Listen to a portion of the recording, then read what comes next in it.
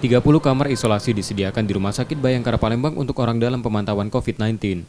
ODP akan dirawat dengan sejumlah fasilitas yang disediakan dan tenaga medis 40 personil. Namun jika kondisi ODP memburuk, akan ditingkatkan statusnya menjadi pasien dalam pengawasan atau PDP dan akan dirujuk ke rumah sakit rujukan ke RSMH. Dalam gugus tugas, Polri masuk dalam Satgas Pencegahan, Satgas Deteksi Dini, dan Satgas Penanganan. Penanganan COVID di Rumah Sakit Bayangkara kita, insan kesehatan Polri, khususnya Polda Sumatera Selatan, ikut peran aktif dalam hal penanganan COVID di Provinsi Sumatera Selatan. Kita ada sebagian personel yang masuk di gugus tugas di Provinsi Sumatera Selatan yang dipimpin oleh Bapak Kabid Dokes.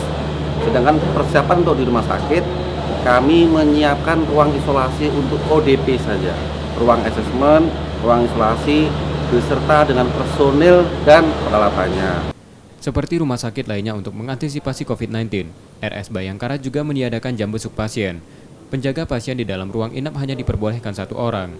Rizky Oktora, Muklas Diferensial, Kompas TV, Palembang.